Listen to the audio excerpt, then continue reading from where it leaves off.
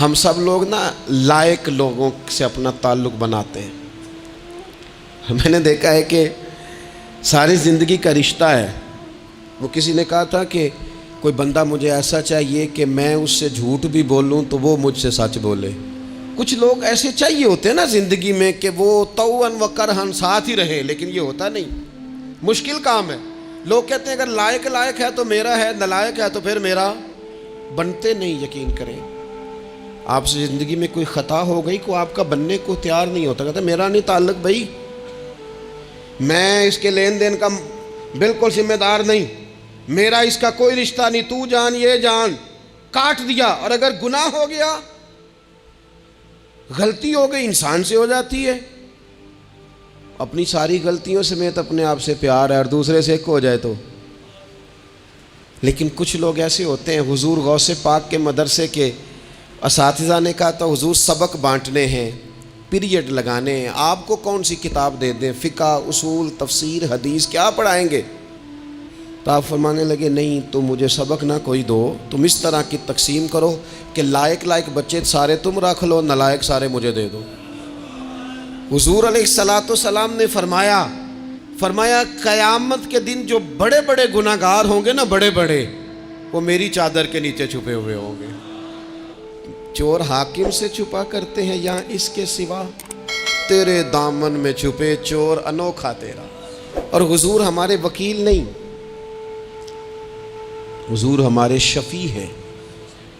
حضور ہماری وکالت نہیں کریں گے، حضور ہماری شفاعت کریں گے. وکیل وہ ہوتا ہے جو کٹہرے میں کھڑا ہو کے جج صاحب سے کہتا ہے اس نے کوئی جرم نہیں کیا، بلا وجہ الزام لگایا گیا ہے، اس نے کوئی خطا نہیں کی، یہ ذاتی اناد پال رہے ہیں، یہ بندہ ہی بڑا اچھا ہے، یہ تو تھا ہی نہیں موقع پہ، اس نے تو کیا ہی کچھ نہیں، وکالت کرتا ہے اسے معاف کر دو. یہ وکیل ہوتا ہے.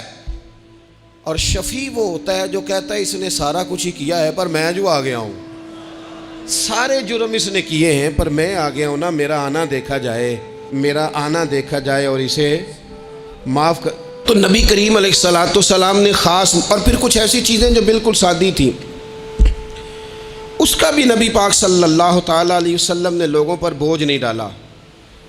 حضرت سیدنا ابن مسعود رضی اللہ تعالیٰ عنہ فرماتے ہیں، مسلم شریف میں موجود ہے، کہتے ہیں حضور ہمیں کبھی کبھی واز سنایا کرتے تھے، ہر روز تقریر نہیں سناتے تھے. یا رسول اللہ صلی اللہ علیہ وسلم ہمارا دل کرتا ہے. فرمایا میں نہیں چاہتا کہ تم تکلیف میں آ جاؤ.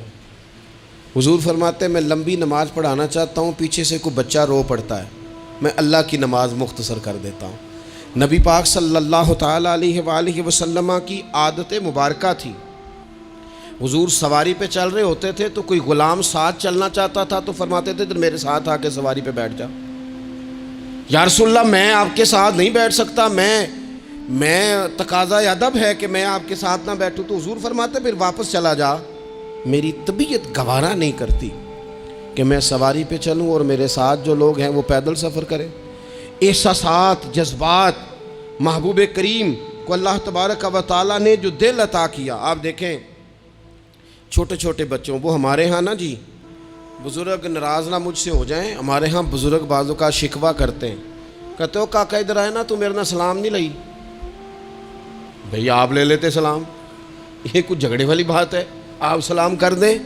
رسول پاک کی عادت مبارکہ تھی کہ چھوٹے چھوٹے بچے گلیوں میں ہوتے تو حضور آگے بڑھ کے خود انہیں سلام کہتے، ان کے سروں پہ دست شفقت پھیرتے، ان کی چھوٹی چھوٹی باتیں سنتے، ان کے سوالات کے جواب ارشاد فرماتے.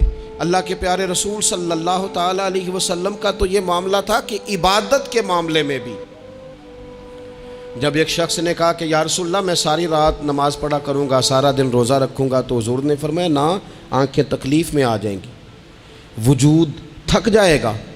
ایک سرکار کی زوجہ محترمہ ام المومنین نے رسی باندھ لی تھی مسجد نبوی میں کہ میں جب تھک جاؤں گی تو ٹیک لگا لوں گی، پر میں نے پڑھنی ساری رات ہے نماز. اللہ کے محبوب نے فرمایا جتنی دیر طبیعت اجازت دے اتنی دیر پڑھو، باقی آرام کرو. اور فرمایا تمہاری آنکھ کا بھی تمہارے اوپر حق ہے، تمہارے وجود کا بھی تمہارے اوپر حق ہے. یہ ساری چیزیں نبی پاک صلی اللہ تعالیٰ علیہ وسلم کی امت کے ساتھ رحمت پر دلالت کرتی ہیں. اسی طور پر آپ دیکھیں کہ نبی کریم علیہ السلام نے 2-3 دن تراویح پڑھی، پھر صحابہ جمع ہو گئے، زیادہ لوگ آ گئے تو سرکار اندر سے باہر ہی نہیں آئے، حجرے میں رہے۔ فجر کے وقت آئے تو فرمایا مجھے پتہ تھا تم سارے انتظار میں ہو اور تم نے دیر تک میرا انتظار کیا، میں جان بوجھ کے نہیں آیا۔ کیوں نہیں آیا یا رسول اللہ صلی اللہ تعالیٰ علیہ وسلم؟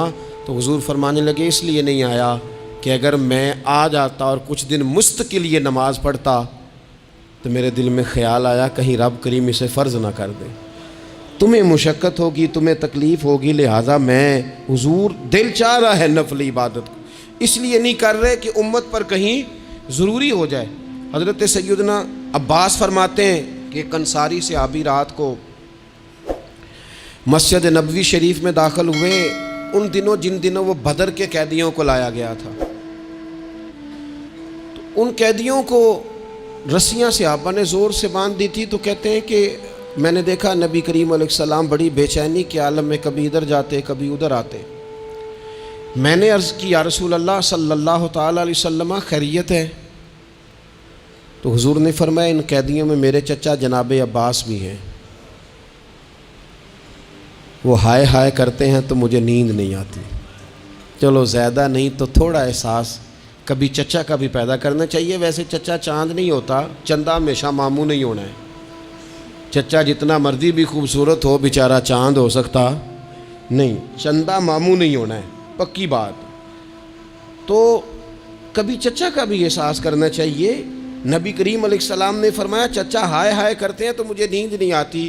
وہ انصاری صحابی فرماتے ہیں کہ میں دوڑا گیا اور میں نے جا کے معلومات کی کہ حضرت عباس رضی اللہ تعالیٰ عنہ کو کہاں باندھا گیا ہے۔ فرماتے میں جا کے حضرت عباس کی رسیاں ڈھیلی کر کے آیا تو وہ سکون میں آ گئے۔ تو آ کے حضور علیہ السلام کو میں نے دیکھا تو سرکار بھی زمین پر بیٹھ گئے، لیکن ابھی چہرے پر بے چینی باقی تھی۔ میں نے عرض کی حضور میں رسیاں ڈھیلی کر رہا ہوں جناب عباس کی، آپ آرام سے سو جائیں۔ تو یہاں تک نہیں یہ رحمت رکتی، یہ رحمت کسی مقام پر محدود نہیں ہوتی۔ میرے کریم کا کرم ہمیشہ برستا ہے تو بغیر رنگ و نسل ہر جگہ برستا ہے۔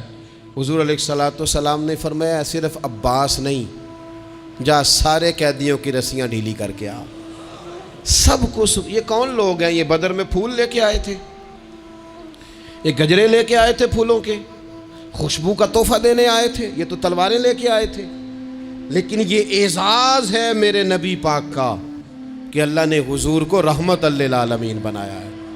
دلوں کے اندر اتنی گنجائش رسول پاک نے پیدا کی، فرمایا سب کی رسیاں ڈھیلی کرو تاکہ میں آرام سے سو جاؤں۔